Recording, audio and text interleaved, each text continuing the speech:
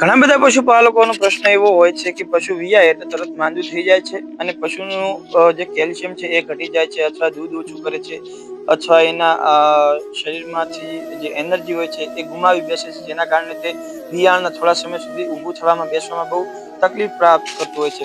તો મિત્રો, આજે હું એક એવા ઉકાળા વિશે વાત કરવા જઈ રહ્યો છું જેનો ઉપયોગ કરી તમે તમારા પશુની એનર્જી બૂસ્ટ કરી શકો છો. એના દૂધ, ફેટ અને એસએનએફ એ ત્રણેય વસ્તુમાં સમયાંતરે વધારો થશે અને એનું બહુ સારું રિઝલ્ટ છે અને બહુ બધા પશુપાલકો આનો ઉપયોગ કરે જ છે.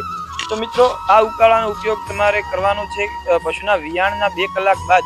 પશુ વિયાઈ જાય એટલે 2 કલાક પછી જો આ ઉકાળો પાવામાં આવે તો એની મેલી પણ ઝડપથી પડી જાય છે, એના દૂધ પણ વધે છે, એનો ફેટ અને એસએનએફમાં પણ સારું એ કારગર છે. આ વિડીયોમાં હું સંપૂર્ણ આ ઉકાળાની માહિતી આપીશ. જે કોઈ મિત્રો નવા હોય એ વિડીયોને લાઈક કરે, શેર કરે અને સબસ્ક્રાઇબ કરે. નમસ્કાર, મારું નામ છે જીગર દેસાઈ અને આપ સૌનું સ્વાગત છે આપણી YouTube channel Krishna dairy farm પર. તો ચાલો શરૂ કરીએ.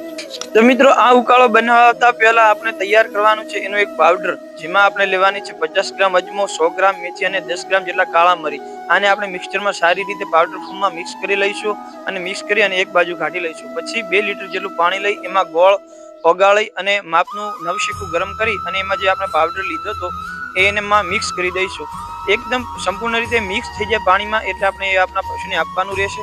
વિયાણના 2 કલાક પછી આપશો તો મેલી ઝડપી પડી જશે, એના દૂધ પણ ઇન્ક્રીઝ થશે, એના ફેટ ઇન્ક્રીઝ થશે, એના એસએનએફ ઇન્ક્રીઝ થશે અને પશુ માટે બહુ લાભદાયક છે. અને વિયાણ પછી એક વખત જો એને આપવામાં આવે તો પશુ માટે બહુ ફાયદાકારક છે. એનું કેલ્શિયમ ઘટતું નથી, એની એનર્જી બૂસ્ટ થાય છે. અને બહુ બધા પશુપાલકો, અમારા અહીંના જે પશુપાલકો છે, આ કાઢાનો ઉપયોગ કરે છે, ઉકાળાનો ઉપયોગ કરે છે. અને તમારે પણ તમારા પશુની શરીરની જે બાંધો છે એને જાળવી રાખવા માટે આ ઉકાળો આપવો જોઈએ. અને જો આ માહિતી તમને અનુકૂળ લાગે, તમને જો યોગ્ય લાગી હોય તો આપની ચેનલને લાઈક કરો, શેર કરો અને સબસ્ક્રાઇબ કરો.